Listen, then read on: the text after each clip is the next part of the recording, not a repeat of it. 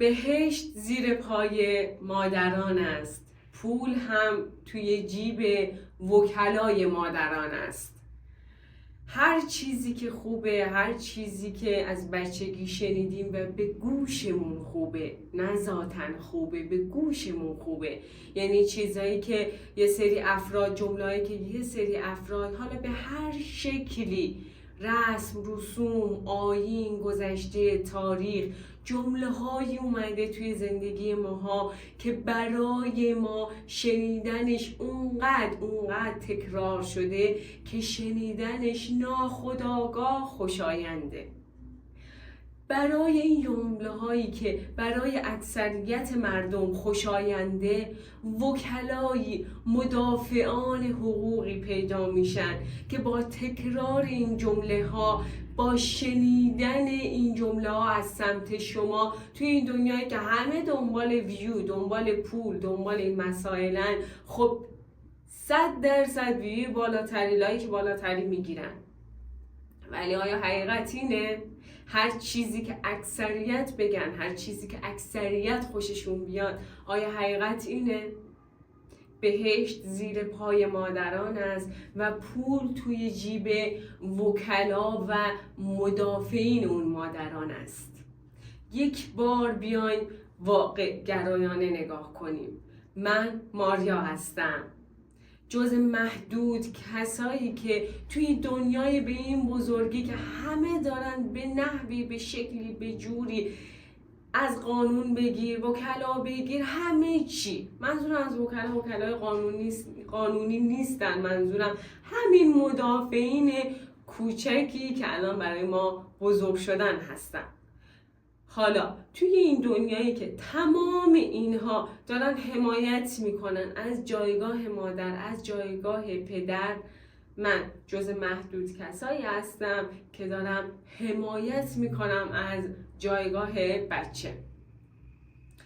یه نگاه واقع بینانه، یه نگاه واقعی، یک حقیقتی که سالهاست داره انکار میشه، حقیقتی که سالهاست داره مخفی میشه. چرا؟ چون سودی درش نیست، چون چیزی همخوان و هم راستا و هم سوی تو نیست، چیزی همخوان و هم راستا و هم سوی من نیست.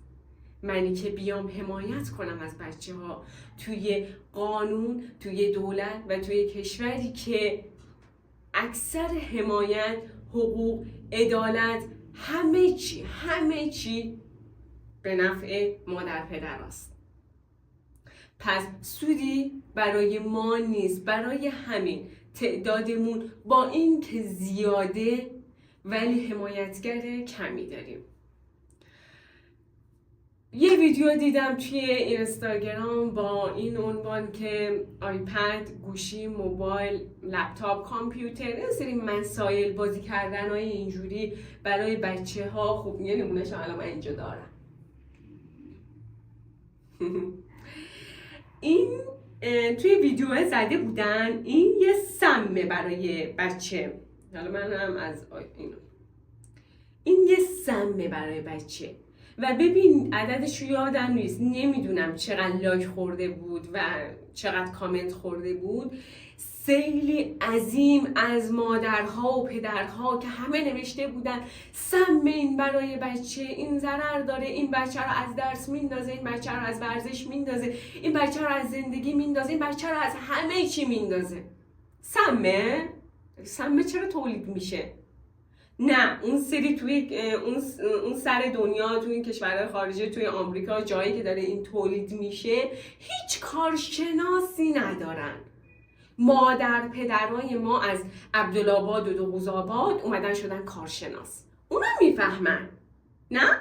یا یکی که خودشو دکتر معرفی کرده توی اینستاگرام، اون میفهمه که این سمه یا این سم نیست.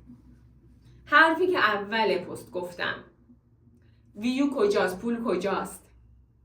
چیزی که اکثریت دارن میگن چیه؟ اکثریت دارن اینو میگن دیگه، میگن ضرر داره، این ضرر داره، این سمه، این باعث میشه که چی؟ بچه قوز کنه، این باعث میشه که بچه ساعتها بره توش، بیرون نیاد، خارج نشه، این باعث میشه که بچه اصلا حواسش به اجتماع نباشه، اصلا حواسش به مهمون میاد نباشه، بچه دوست نداشته باشه بره پارک، بچه دوست نداشته باشه ورزش کنه، بچه علاقه‌ای به هیچی جز این نداشته باشه. همشون دارن اینو میگن. یه عالمه به اصطلاح روانشناس، یه عالمه مادر توی کامنت ها، پدر توی کامنت ها دارن اینو میگن و این یک حمله عظیمه به روان بچه هایی که اینو دوست دارن. حقیقت چیه؟ حقیقت کدومه؟ چرا هیچکی نمیاد بچه ها دفاع کنه؟ پس 100% این اشتباهه؟ پس 100% این سمه؟ نه، بیا تا برات بگم. دلایل متفاوتی داره. دلیل اون مدافعین که میتونه یا ناآگاهیشون باشه، یا اینکه خب همینجور که اول گفتم ویو کجاست، نظر اکثریت کجاست، چهره‌ای که من دارم برای خودم و آینده کاری میسازم چی باشه محبوب تره. اگر من بیام حرفی خلاف حرف اکثریت بزنم، من میشم اون آدم بده اجتماع دیگه. من یه چهره منفی از خودم ساختم. براشون مهمه این موضوع که حرفشون با حرف اکثریت تقریبا یکی باشه، که اون چهره‌ای که دارن فیمسش میکنن تو فضای اجتماعی اون چهره محبوبه بشه، اون چهره منفوره نشه. برای من مهم نیست، چیزی فراتر از اینا برام مهمه. اگر هزاران پدر مادر بیان بگن حرفاش اشتباهه، قبولش نداریم، برام مهم نیست. حقیقت اینجاست. اونو که مشخص کردیم دو حالت داره، یا واقعا اون نفری که داره میذاره آگاهیش در همین سطح و در همین حده، یا اینکه واقعا میخواد یه چهره خوب و برابر با اکثریت آرا از خودش بسازه. به اون من کاری ندارم. اون مدافعه که ولش کن، به اون که اصلا کاری ندارم داره همچین چیزی میذاره، این سمه. میریم سراغ مادر پدرها. دلیل مادر پدرها چیه؟ چرا واقعا فکر میکنن این سمه؟ قبل از اینا من یه چیزی رو از روش ریاضی به روش ریاضی براتون اثبات میکنم، بعد میریم سراغ مادر پدرها و خب خیلی چیزا دیگه. بس این دستم باشه، این خیلی مهمه تو روش ریاضی. خب این مدافعین به ظاهر مدافع پدر مادرای توی اینستاگرام یا هر جا توی یوتیوب هم محتواشون رو دیدم، میگن این سمه، این بچه رو روانی میکنه، این بچه رو دیوانه میکنه، این بچه رو از اجتماع بیدون و همشو که براتون قبلش مثال زدم. خب دوباره تکرار نمیکنم. اوکی تو درست میگی. ما فرض رو ببین به روش ریاضی دارم میرم. من این کسی هستم که ریاضی خوندم، مدرک دارم، من کسی هستم که فلسفه و منطق خوندم، من کسی هستم که خیلی از رشته هایی که شما یکیشو خوندی من 2 تا 3 تاشو خوندم. اوکی؟ خب به روش ریاضی میریم. ما فرض رو بر این میگیریم که جمله شما درست باشه. اوکی، این یه قانونه، داری به عنوان یه قانون مطرحش میکنی. آیپد سمه برای بچه، 100% سمه و خب 100% داره قانونت. من فرض رو بر این میگیرم که جمله تو درسته. اوکی؟ اگر فرض رو بر این بگیرم که جمله تو درسته و حاکمیت داره و 100%، اگر من یک مثال نقض بیارم برای جمله تو، میدونی که از نظر ریاضیات جمله تو کلا ابطال میشه، حکم ابطالش میخوره و کلا اشتباهه. یعنی تو داری یه حرف اشتباهی رو میزنی. پس من میتونم یه مثال نقض بیارم، قبلش با یه مثال دیگه میگم. مثلا دارم میگم تو میای میگی تمام آدمای روی کره زمین 2 تا دست دارن، ولی من یه آدم میارم که حالا به دلیل اختلالات ژنتیکی به هر دلیلی 3 تا دست داره. تو یا باید بپذیری که اون آدم نیست و توی روش بگی تو آدم نیستی، تو حیوانی، تو آدم نیستی، هر چیزی جز آدم، تو آدم نیستی. یا باید بگی که اشتباه کردم، بعضی از آدمای روی کره زمین هستن که 3 تا دست دارن و حرف من قطعیت نداره، حرف من قانون نیست، حرف من 100% نیست و ببخشید من. اوکی، پس یک مثال نقض توی ریاضیات کافیه برای اینکه یک حکم و یا یک قانون کلی کاملا ابطال بشه. تو داری میگی این سمه، این بچه رو فلان میکنه، این بچه رو ال میکنه، این بچه رو بل میکنه. اوکی، من یه مثال نقض که هیچ 100 تا مثال نقض براتون میارم. گیمرهایی که الان براتون میذارم عکساشو، گیمرهایی که چجوری بهتون بگم، از 4 سالگی، 5 سالگی، 7 سالگی داشتن بازی میکردن و الان جز بهترین، خوشقلبترین، مهربونترین آدمای روی کره زمین هستن و ثروتمند، درآمدشون چندین برابر دکترا و مهندسا هست، درآمدشون چندین برابر اون کسایی که تو تایید میکنی، تو تاییدشون میکنی هست.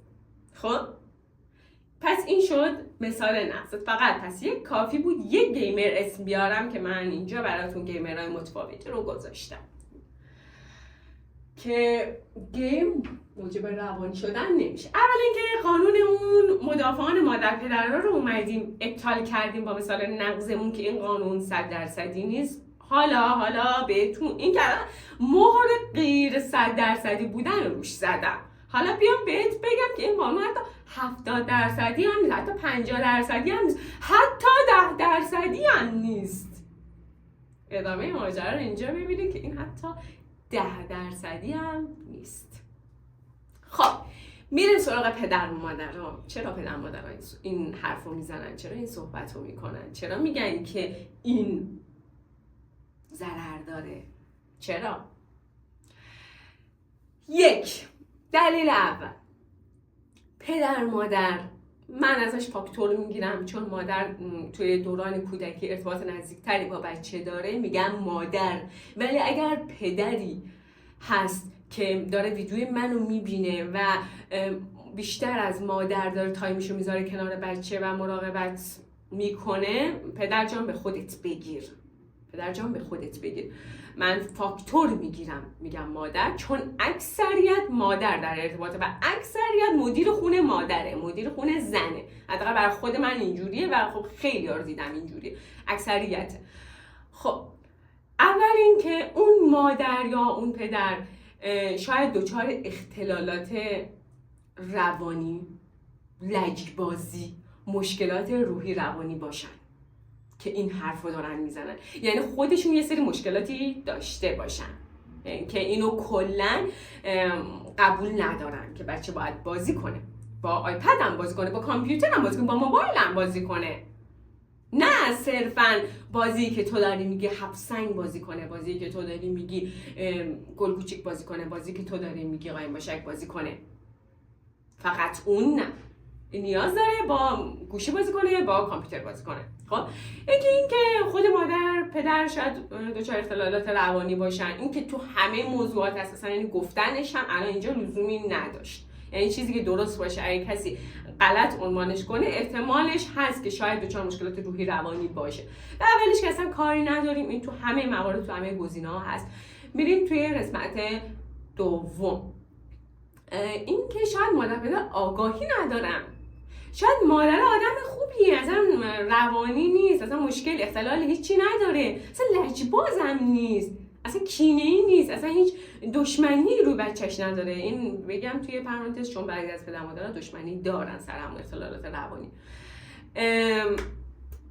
ولی آگاهی نداره. این اینستاگرامشو باز میکنه، سمی وای بگیریم ازش بچه چرا باید بازی کنه، وای نگاه اینجا این خانم دکتره، خانم دکتر فلان از دانشگاه فلان داره راست میگه، بگیر ازش، کامل بگیر، ببر بفروش، ببر جمعش کن، دعواش کن. یا اصلا جوری خانم دکتره مثلا گفته با مهربونی ازش بگیر کلا، ولی در نهایت ازش بگیر. پس اولی که شما اطلاعات روانی که تو همه گزینه‌ها هست، زیاد روش تمرکزی نداریم. میریم سراغ دومی که گفتیم آگاهی نداره، که با آگاهی که الان ما بهش میدیم اگر اینو ببینه آگاهی رو پیدا میکنه و وارد دسته سوم میشه. یعنی آگاهی رو که پیدا کرد وارد دسته سوم میشه که بخواد بده یا نخواد بده. میریم وارد دسته سوم که مهمترین دسته است. حالا دسته سوم چیه؟ دسته سوم دسته از کسانی هست که روانی نیستن، سالمن. حالا شاید بعضیاشون هم یه ذره رو همه اکثریت دارن، حالا کاری نداریم به این گفتم، به این زیاد کاری نداریم. دست اول خیلی دست حساس و فراگیری است.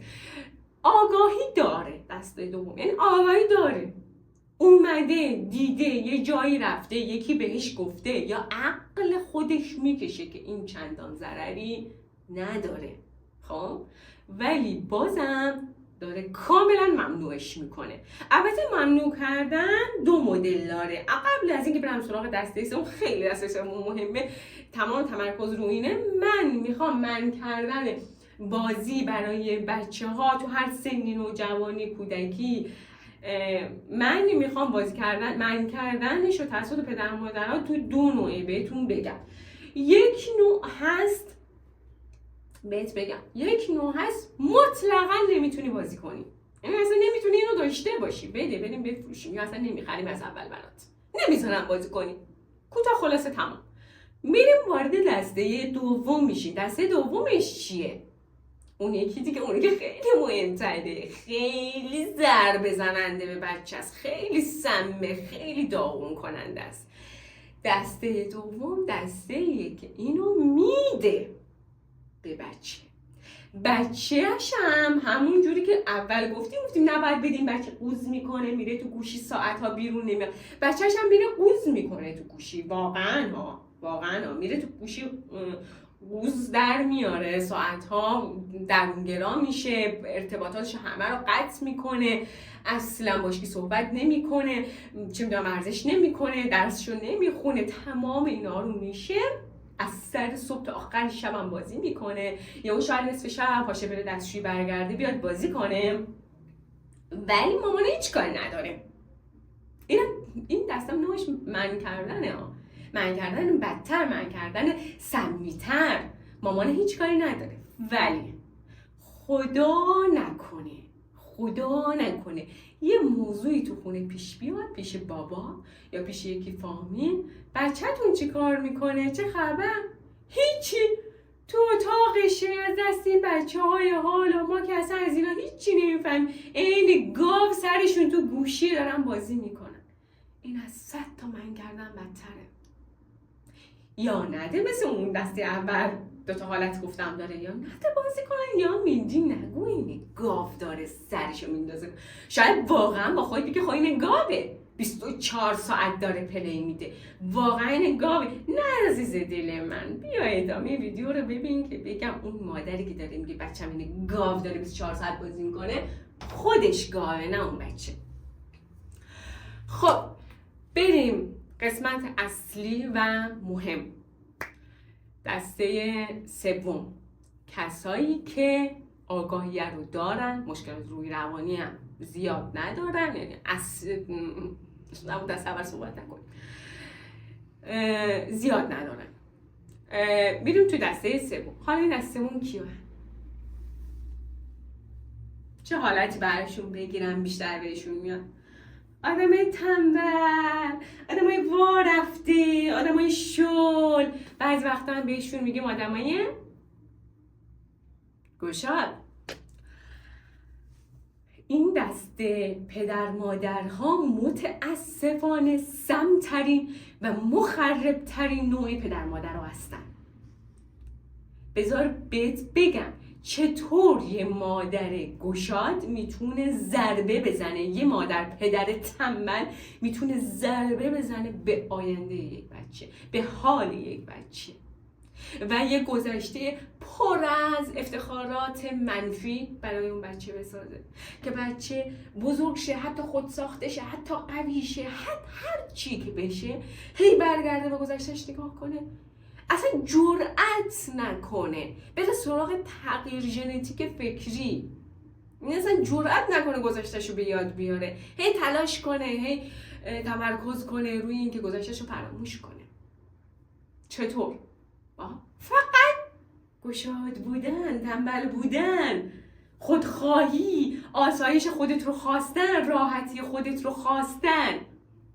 علت این که دارن میگن این بده فقط تنبل. به اون دو تا دسته کار ندارم، اونا رو توضیح دادم. بدبخت مامانی که آگاهی نداره چه گناهی کرده.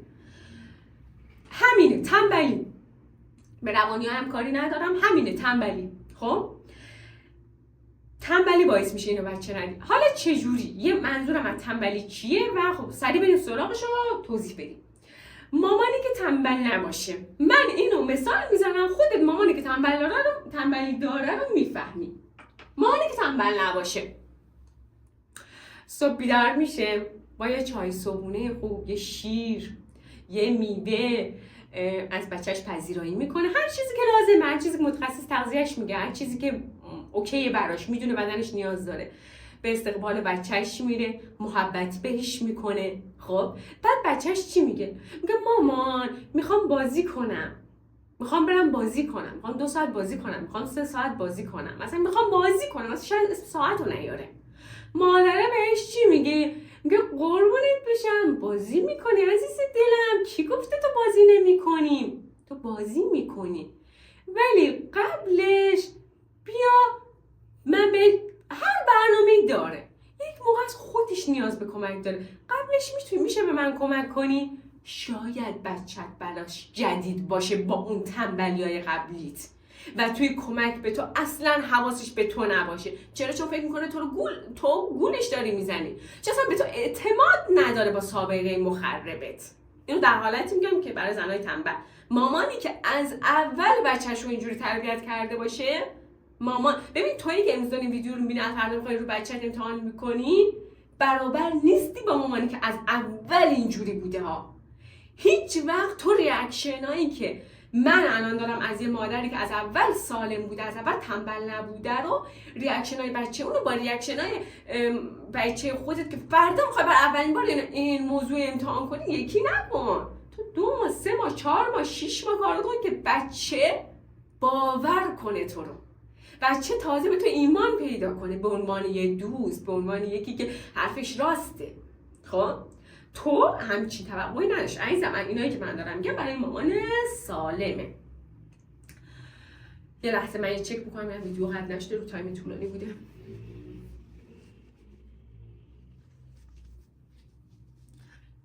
نه درست. خب داشتم میگفتم مامان سالم، مامان اولی براتون اون خوبه، اون فرشته رو مثال میزنم. مامانی که از اول سالم بوده، مامانی که از اول آگاه بوده، مامانی که همه چی از اول، همین بچه‌ش پیش ایمان داره، بچه‌ش قبولش داره، بچه‌ش باورش داره. اون مامانی اینجوریه چون اصلا تو تصوری از اون نداری. من باید تصویر از اون به تو نشون بدم.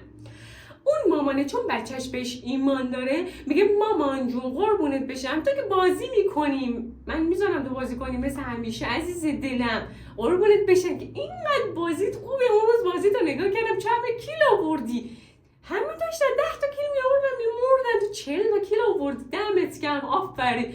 ولی قبلش بیا بریم با هم دیگه 2 نفره یه کیک بپزیم، نظرت چیه؟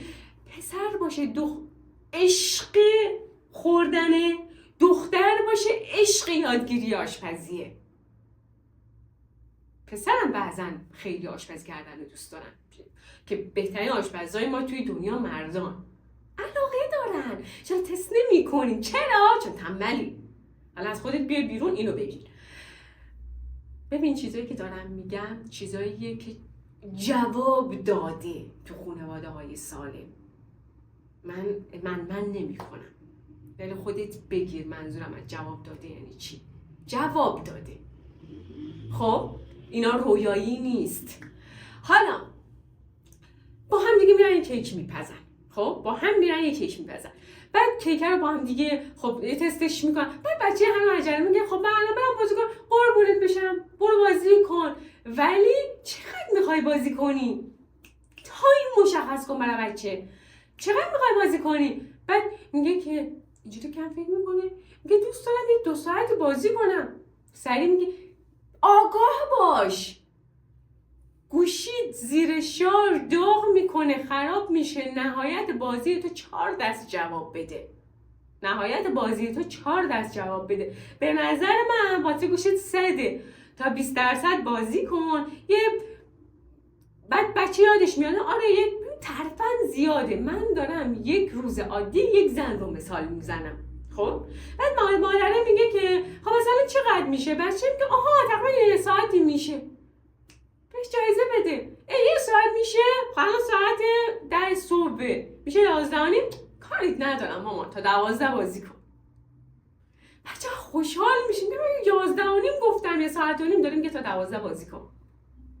خب نزدیک 10 دقیقه به 12 شده. عزیزم 1 ساعت و نیم تموم شده، داره 12 میشه دیگه، میای بیرون. بعد میاد بیرون میگه برنامه چیه؟ نهاره. بعد اون چیه؟ میبریش ورزش، مدرسه‌شو میبری، مثلا ظهراست، یا اگه صبح بوده این برنامه رو کلا مامان خوب چپه میکنه، میبره مدرسه، بعد میاره این سری چیزایی که تعریف کردم تعریف میکنه، میبردش مدرسه. مدرسه اومد یه عصرونه یه وعده یه شیری میده، از خواص شیر شروع میکنه تعریف کردن. میدونی این شیر چقدر برای رشد قدت خوبه؟ میدونی چه؟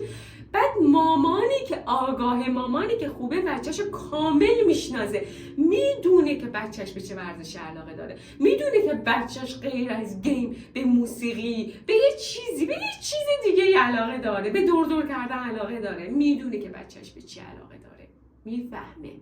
اگر نمیفهمی مادر تنبل خودخواه گشاد بوده تا الان.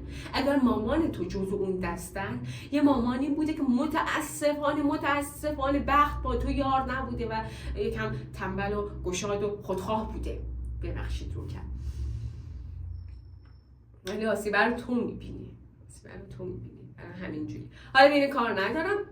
ببین مادر نمونه برای بچه، مادری که تنبله برای بچه برنامه میچینه و با این کارش به بچه یاد میده برنامه چیدنو. 2 روز دیگه اون مادر سرش گذاشته باشه مرده باشه، توی بچه میفهمی که باید برنامه داشته باشی، میفهمی که فوتبال تو مثلا ببخشید مدرسه تو رفتی، ورزش تو کردی، فوتبال، تنیس، هر چی، میگه خب الان وقت تنیسته، الان وقت فوتبالته، الان وقت کشتیته، الان وقت مسابقات تمرین کردن برای مسابقات وزنه برداریته، یا عاشق دوه، الان وقت دوه، الان وقت اسکیتته، الان وقت اسکیته. برنامه ورزشی بچه رو میدونه، میداریم برای ورزش. یعنی چی؟ ببین بازی کرده 2 ساعت درگیر غذا و آشپزی اونا، 2 ساعت 4 ساعت مدرسهش، 2 ساعت کلاس زبان میبره، 2 ساعت باشگاه ورزشیش میبره. ببین بچه کوه انرژیه. تو براش از تو استفاده نمی‌کنم چون مخاطب من بچه هان. مادر تو، پدر تو هست که انتخاب میکنه چجوری کوه انرژی تو رو تا شب که میخوای بخوابی تخلیه کنه. پس اگر ویدیویی دیدی با این عنوان که این برات ضرر داره، رک قوی محکم بنویس این برای من ضرر نداره. مادر تنبل، پدر تنبل و بی برنامه برای من ضرر داره. پدر مادری که اگر اینو یه روز دادن دستم تا شب خبرم هم نگرفتن یا داد زدم پاشه دیگه چرا بازی میکنی؟ چی شد کور شد؟ دستم گفت. مادر سمیه که ضرر داره، پدر سمیه که ضرر داره. اینی که داره شرکت‌های خارجی آمریکایی با هزاران کارشناس دارن طراحی میکنن و افراد موفقی دارن از این استفاده میکنن توی دنیا و قیمتش بالای 100 میلیون، 1/4 1/5 قیمت ماشینای پدر مادراست. مسموم طراحی نشده. پدر مادره که میتونه همه چیزو مسموم کنه، یه پدر مادر تنبل. اینم از 3مین دلیلی بود که گفتیم مهمترین دلیل. حالا میریم سراغش. اگر تو جزء دسته افرادی هستی که یکی از این 3 مادر رو داری، مادر پدری که یا اختلالات روانی دارن یا مادر پدرایی که گزینه دوم چی بود؟ آگاهی ندارن. یادم اومد اینقدر صحبت کردیم. و گزینه سوم پدر مادرای تنبل. باید چی کار کنیم؟ بچه عزیز من، نوجوان عزیز من، پسر دختر عزیز من، اگر جز این سه دسته هستی هر کدوم کنش‌هاش فرق داره، یا بهتره بگم واکنش‌های متفاوتی داره. اگر پدر مادر دچار اختلالات روانی، لجبازی، اصلا قصد آزار تو رو دارن، به عمد قصد آزار تو رو دارن، متاسفانه کاری از دست تو تا یک رده سنی ساخته نیست و باید پذیرش داشته باشی. پذیرش در موردش کامل توی یک ویدیو صحبت میکنیم. پذیرش در مقابل پدر مادر. پذیرش در مقابل پدر مادر به این عنوان نیست که ذهنیت اونها رو بپذیری. کاملی رو صحبت میکنم، من فقط یه جزء میگم. به این عنوانه که اونها رو با ذهنیتی که دارن بپذیری. اگر جزء دستای دومن پدر مادر آدمای خیلی خوبی هم، فقط آگاهی ندارن، میتونی این ویدیو رو بهشون نشون بگی که ببین خب اول هم گیمرهای موفق رو نشون دادیم، افرادی که درآمدشون خیلی خیلی خیلی بالاتر از همه است، و هم قسمت‌های متفاوتی ویدیو رو بهشون نشون بدی. حالا پدر مادرها که این بی‌حوصله‌ن نمیتونن ویدیوهای طولانی رو نگاه کنن، قسمت‌های متفاوت رو نشون بدی، قسمت‌های فکر می‌کنی نیازه براشون نشون بدی و بهشون این آگاهی رو بدی که اگر برنامه‌ریزی کنن این میتونه مفید هم باشه. چرا یه توضیح رو من ندادم، جا انداختم. چرا که این بحث اون آپدیت بودنه، بحث این که سبک بازی در دنیای جدید تغییر کرده. تو دنیای جدید بازی‌های زمان قدیم نیست، مثل همه چی که تغییر. آیا تو با اسب الان میری یه شهر دیگه؟ آیا تو می‌خوای زمین کشاورزی شخم بزنی با گاو شخم میزنی؟ آیا تو خیلی تو بخوای بیابون رو رد کنی از شتر استفاده میکنی؟ نه. همینجور که همه چی تغییر کرده اینجا رو حتما پدر مادر نشون بده. بازی ها هم تغییر کردن. الان آسیب توی اوضاع اقتصادی کشور، بچه عین قدیم نمیتونه بره تو کوچه بازی کنه. بچه زمان قدیم من خودم خیلی راحت 4 ساعت 5 ساعت در روز تو کوچه فوتبال بازی میکردم. هر چیزی اگر درست سر جاش نباشه آسیب میبینه. صورتم دچار سوختگی‌هایی شد زیر آفتاب، دستم از یک قسمتی به بعد اصلا رنگ پوست من نیست، دچار سوختگی‌هایی شد زیر آفتاب. پاهای من از یک قسمتی که شلوارک داشتم دچار سوختگی‌هایی شد.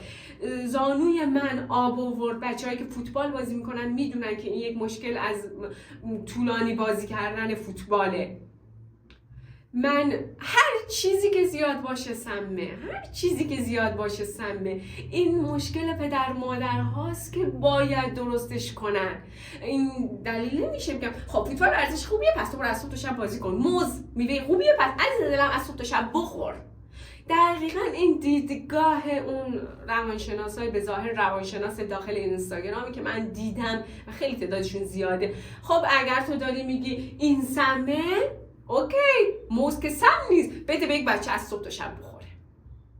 این هم همه مثال نقضه که قانون کلی تو رو نقض کنه. بچه‌ای که به صورت درست از این استفاده میکنه، آپدیت با زمونش رشد کرده، هماهنگ با زمونش رشد کرده، هماهنگ با زمونش بازی کرده. تو نمیتونی وادار کنی تو دوره‌ای که همه دارن بازی‌های سیستمی میکنن و متناسب با رده سنیشون بازی طراحی شده، بچه رو بفرستی توی کوچه‌ای که اوضاع اقتصادی خرابه، همه دنبال بچه دزدی‌ان، همه دنبال آسیب زدن به بچه‌تن به نحوهای متفاوتی که اصلا بحثش الان باز نمی‌کنم، توی ویدیو دیگه بحثش باز می‌کنم. بچه رو بفرستی خب برو فوتبال بازی کن توی کوچه، برو هفت سنگ بازی کن توی کوچه. نمیتونی بخوایم نمیتونی. بچه یه آسیب بزرگ میبینه، سرقت میشه، بچه یکی تجاوز میکنه بهش. اتفاقات بدتر برای مغز خودت در آینده پیش میاد اگر برات مهم باشه، که معمولا مادرای تنبل و پدرای تنبل اصلا براشون مهم نیست. خب کجا بودیم که یادم نمیاد کجا بودیم، چون یه موضوع خیلی بزرگ رو جا انداخته بودم، اینکه شکل بازی‌ها تغییر کرده به مرور زمان. خب پریدیم اینجا و اینو کاملش کردیم اینو کاملش کردیم. آها یادمون اومد داشتیم میگفتیم که جالب اینجا که نیم ساعت هم صحبت میکنم بدون هیچ نوت و نوشته‌ای، حرفایی که از قلبم داره بیرون میاد، برای همین پیوسته داره میاد. اگر جز دسته اول هستی باید پذیرش داشته باشی، اگر جز دسته دوم هستی قسمت از ویدئویی رو به مادر پدر نشون بدی تا آگاهی های درست رو بهش بدی. اما اگر جز دسته سوم هستی، تنبلی، خودخواهی پدر مادر، برای همین دسته اول رو خندم میگرفت نمیتونستم کامل توضیح بدم، همه چیز غیر از دسته دوم ناآگاه بودن برمیگرده به دسته اول. دسته سوم خودش زیر شاخه از دسته اوله. تنبلی، خودخواهی، همه اینا جزئی از همون اختلالات روانی با درصدی پایین‌تر. درصد پایین‌تر که نه عزیزم، درصدش بالاتره. روانی بودن مخفیه.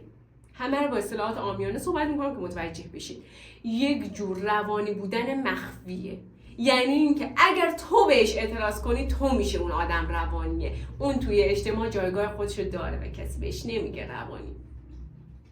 چرا؟ چون پرخاشگری های عظیم نداره، حرکات روانی تو خیابون نداره، کسی اونو به عنوان روانی نمیشه و اینجا کارتو سخت‌تر میشه. یک، باید رفتار مثل اون دسته اول رو داشته باشی، ولی یک ذره بهتر هست نسبت به دسته اول از یک نظر. از چه نظر بهتره؟ از این نظر که خودت میتونی دست به کار بشی. بعد از اینکه پذیرفتی و اون پذیرش رو اعمال کردی که خب نظر پدر مادرم اینه، من پذیرفتم، پس جنگ باشون ندارم. حالا که جنگ باشون نداری، اوکی، اینا همه به کنار، جنگ باشون نداری، روشش چیه؟ باید تو یاد بگیری که چجوری اون تفاوت رو ایجاد کنی. پدر مادرت وظیفهشون این بود که کاری کنن که تو باورشون کنی، ولی اینجا این وظیفه سخت میفته رو دوش تو. این وظیفه سخت، تو باید کاری کنی که پدر مادرت تو رو باور کنن. یعنی اینکه باید یه تایم خیلی خیلی طولانی، حالا من همون نظر ویدیو میسازم چون تایم ویدیو خیلی رفته بالا، تو باید، خلاصه اینجا میگم، تو باید کاری کنی که پدر مادرت به مرور زمان متوجه نظم و برنامه‌ریزی تو باشن، متوجه بشن که تو داری 2 ساعت اینو انجام میدی، 3 ساعت اینو انجام میدی، 4 ساعت اینو انجام میدی، 8 ساعت منظم میخوابی. متوجه شن تو بزرگ شدی. بزرگی زودرس متاسفانه که خوب نیست برات، تو رو قوی میکنه ولی تو رو میتونه غمگین کنه. برای اینم ویدیو میسازم که اگر قوی شدی ولی غمگین شدی چی کار باید بکنی. دوستتون دارم. اگر خوشتون اومد، اگر هرچی هیچی نمیاد بیرون، دوستتون دارم. لایک حمایت یادتون نره، حتما ساب کنید که تمام موضوعاتی که گفتم ویدیوهاشو به زودی براتون آماده میکنم و میذارم. دوستتون دارم. خدا نگهدار.